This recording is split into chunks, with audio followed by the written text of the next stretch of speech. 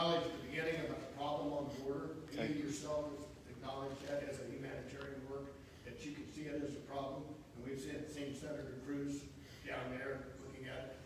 So my question is, what is there a plan in either house to start working on this from the legislative point? I'd like to know what the plan is. Okay, so his comment is on the border and truly the crisis it is, and is there a legislative fix?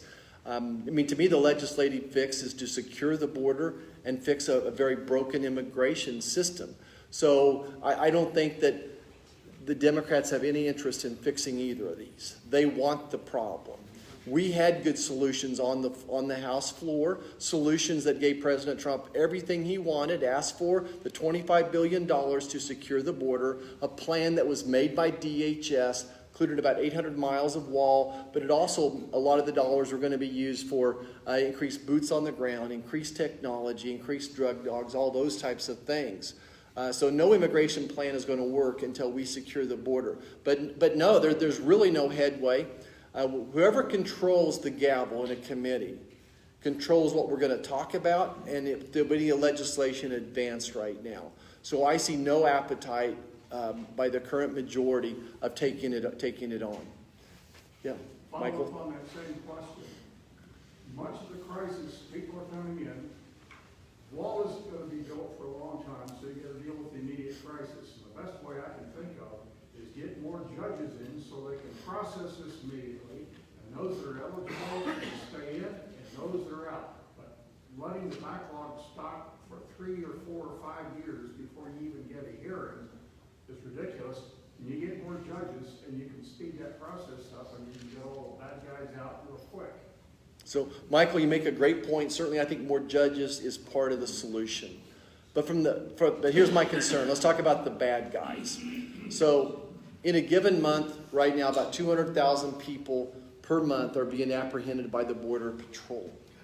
There's another 400,000 that are slipping through, that aren't going to get a hearing no matter what. So we are just overwhelming the Border Patrol. What the cartel is doing, they'll load up a bunch of women and children, load them, throw them in a boat, bring them across the border, yell at the Border Patrol, hey, come get us. Meanwhile, 20 miles down the river, the bad people are going through the border as well. There's no one fix. You know, another anecdotal thought here is the second President Biden was sworn in, the Mexican government stopped cooperating.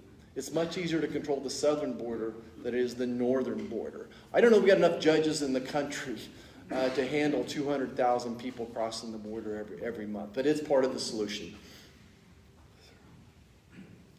Yes, sir. Senator, with your colleagues in the Senate, do you believe you can stop an equivalent to H.R. 1? Okay. So his question is, do you think we can stop H.R. 1? As long as we have the filibuster, we'll be able to stop it.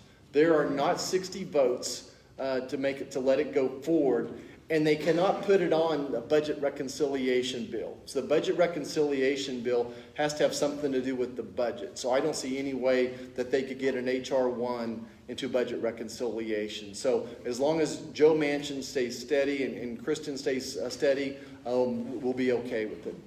Yes, sir. Yeah, Senator Tom Keiser, I've been hearing bits and pieces from the federal level as this COVID dollars goes into the state level, that the federal level is trying to control as far as the taxation that the states can do as far as increasing or reducing the tax base.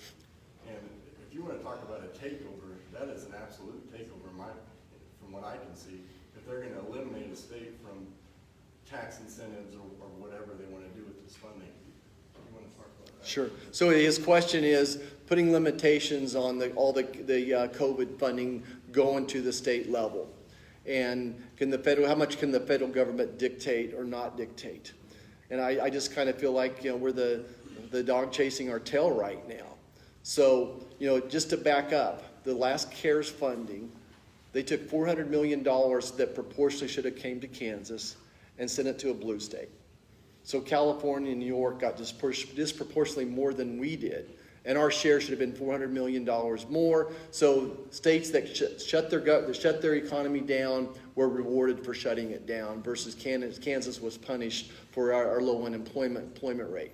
So that's the first part that bothers you. So once you give people money, then how do you go back and manage it? So we gave New York so much money, now they're going to start giving money to illegal immigrants. So when you're sitting there at the federal level, your congressman, your senator, and you're saying, oh, wait a second, the people of Kansas are already upset we gave $400 million more than we should have, and now we're seeing New York give it to illegal immigrants.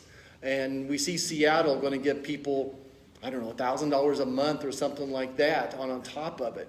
So you want me to manage your tax dollars frugally, but I agree with you too that I don't want to micromanage the state. So I don't got a perfect solution. And in general, I would side on this side of not micromanaging a state what to do with it. But I don't see a perfect solution out there. Is it true that the Treasury Department or at the federal level, that they may have the capacity to pull some of that funding back if the state doesn't fall into the line? So your question is, can the Treasury pull it back if the states don't do the right thing? And I would suppose the answer is yes, they could. But would they? I don't know. And it almost becomes more of a political-driven answer than the law, because I bet the laws that we wrote for that appropriation are vague enough that the Treasurer can do some mojo with it.